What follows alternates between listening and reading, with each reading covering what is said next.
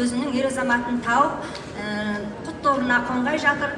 Сондықтан барлықтарыңызға бүгінгі тойымыз жұғысты болсын, деніміз сау болсын. Осындай той қыласа берсін, үйімізде қуаныш жағдай көп болсын.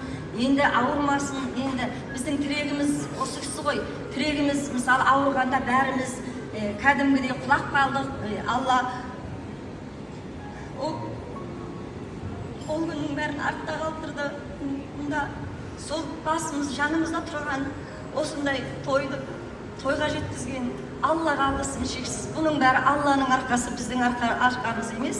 Көптің тілеуінің арқасы. Халық болып тіледі, ағайын туысқан болып тіледі. Меккеге барып, қаншама Меккеге барған осының ішінде мысалы Балқия, Сарақаным, Тақым, Салтанат барғанда кәдімгідей тілеп бізге жолдама жібергенде біз кәдімгідей жыладық қой. Сондай қуанышты болдық.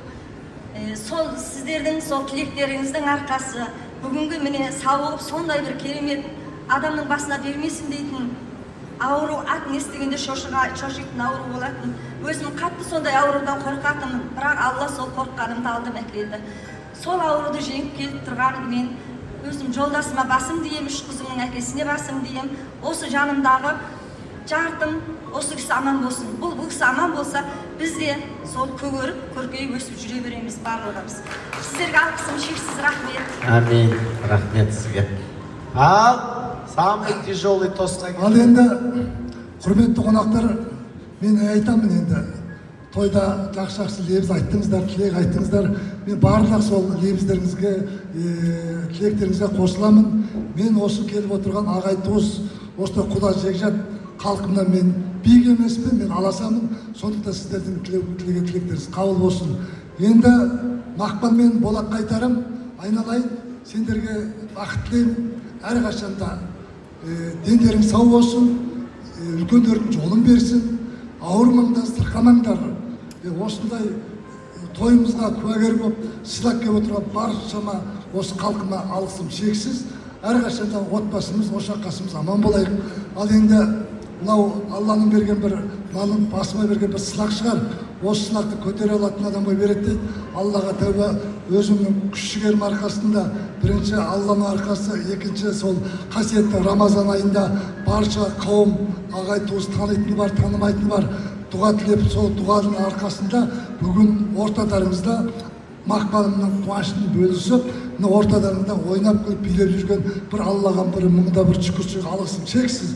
Жаңа Тана айтып кетті ғой, соның ішінде Сарағаным, жаңағы Балқия қарындасым, Мөлдір қарындастар барлығының салтанат айтып жатқан дұға тілектерін барлығын біз Қытай Республикасында көріп, видеосын көріп, көз жасымыз көл болған кездер болды. Оның барлығы артта қалып жатыр.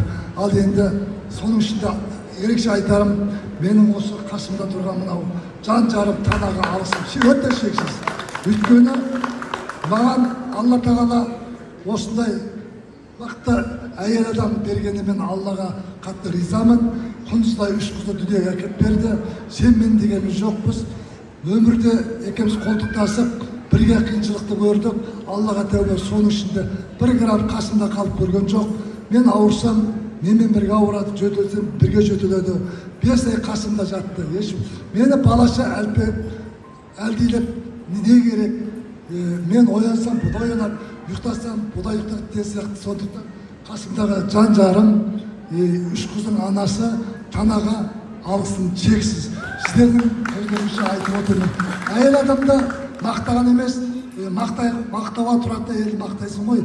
Егер де қандай бір жағдай болып, мен ауырып, осындай жағдайды қаншама отбасы бар, кетіп қалатын. Мен ойладым, менің енді осы ауырыма шыдамай кетіп қалама деп. Мен айттым, Тана байқа, бір Қытайға кетіп қалып жүрме деп. Жаным сол, аман есен болсын, қасымнан табылды бала-шағаларым, күйеу-балаларым, ағай туысқандар. Әсіресе қыздарыма, Мақпалыма алғысым шексіз. 5 ай менің қасымда жүрді Мақпал. Қытаймен қытайша сөйлеседі, түрікпен түрікше сөйлеседі. Керек болса Қытайдың бүкіл көшесін жаттап алды. Тексттер Мақпалда сұрайды, қалай бұрылап, оңға ма, солға ма деп. Сол бәрі жолды жаттап алды Мақпал.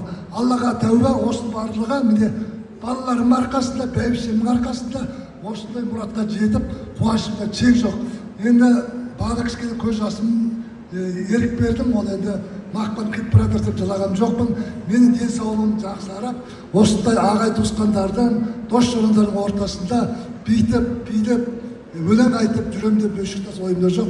Адам ауруды мықты адам жеңіп шығады дейді ғой. Аллаға тәуба күш қуатын жинап, мен бұлай елшін емеспін.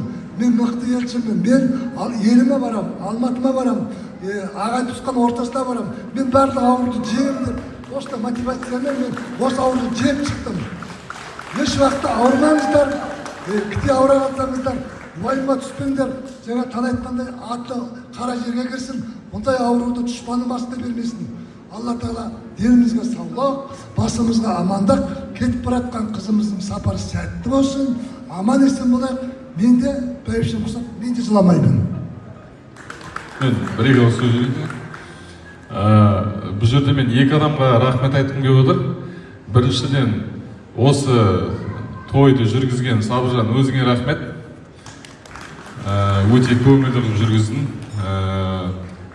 Тамадағы кімді аламыз дегенде өзім айтқам, осы Сабыржанды алайық деп. Рахмет саған. Екіншіден, осы әкеміздің Қытайдан осы емделіп келіп, Қытайға жіберудің себепшісі болған біздің мына інім өдір өзі, Майман. Тұрш, Садам отыр міне.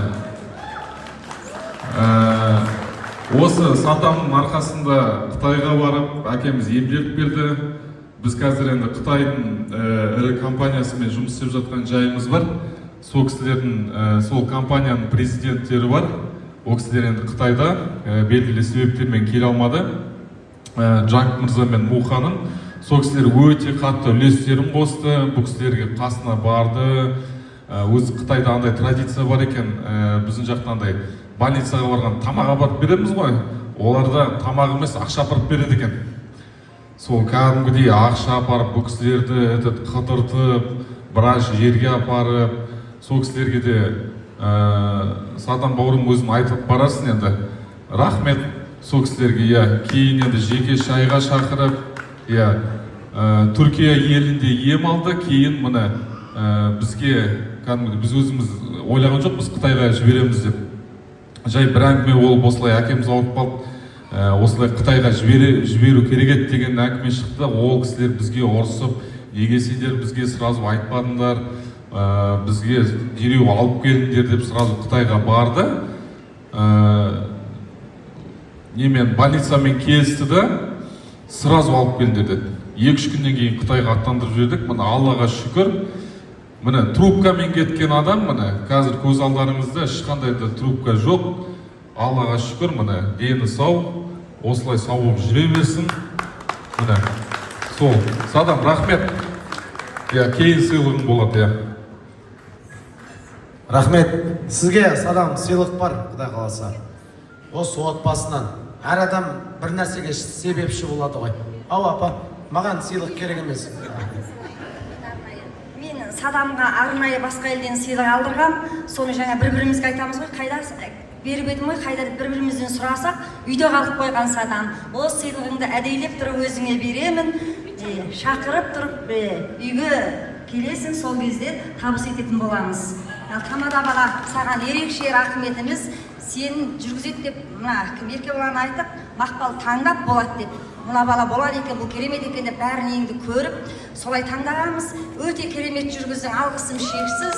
Өніп өсе бер, осылай халқыңды қуантып жүре бер. Әмин айтқандарыңыз келсін. Негізі ерке olan бастаған екен ғой, осыны алақ деп, жаным сол. Сенің арқаңда миллион теңге алайын деп жатыр. Қаласа. Осымен маған ризасыз ғой? Ризамын. Ризамыз. Риза болсаңдар, расчетін беріңдер, қайтайын енді мен болды. Сағат 1 болды уже. Той-той қаласы, құрмет меймандар, бүгін бір андай той болды, байқадыңыздар ма? Енді көбісі бұлай түсінетіндер көріп отқан шығар.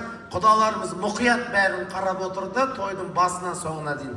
Той нандай волнада өтті. Күліп, жылап, бұның барлығы әкеміздің аман есен оралғанына жаңа өз ішінде айтып атқан жаңағы үш әріпті ауруды жеңген, екінің бірінің қолынан келмейді. Аллаға тәуба, ауырмаңыз. Бір өкінішті нәрселеріміз бар, бәрімізде де бар. Менің де әкем бар, анам бар, бірақ анам жеңе алмай қойды. Әкем Құдайға шүкір бар. Ауырмаңыздар. Негізі әкем мен ананы көп кісілер өлгеннен кейін 40-ында 40 мал, 100-інде 100 қой сойып жатады. Оның түк пайдасы жоқ. Әкең мен шешеңнің батасын тірі кезінде ал деген сөзді біз енді түсініп жатқан сияқтымыз. Аман болыңыздар, ауырмаңыздар. Өте керемет той болды. Шын жүректен құттықтаймын. Мақпал, барған жеріңе тастай батып, суға түсіп ал. Енді бүгінгі тойымыз бітті осымен. Мында Бота деген бір қыз жүр ғой. Осы Жанеркенің оң қолы, сол қолы, сол қызға бір шапалақ соқпайықшы. Бота деген қыз қайда? Барлық нәрсесі. Ақерке қайда? Ақерке, молодец. Ақерке мен Ботаға бір шапалақ соқпайық. Рахмет сіздерге. Ештеңе істетіп атқан жоқ. Барлығын өздері жүгіріп жүр. Молодец. Құдайдан қайтсын. Сендер де осындай той беріңдер. Ал, Бата, әумин. Әуелі Алла қолдасын, еш жамандық болмасын. Ұлың ұлықты болсын, қызың қылықты болсын. Еліміз тыныш, отанымыз аман, анау мынау деп кім бата береді? Кім береді бата осылай? Кім? Елемес. Елемес деген ағамыз қайда?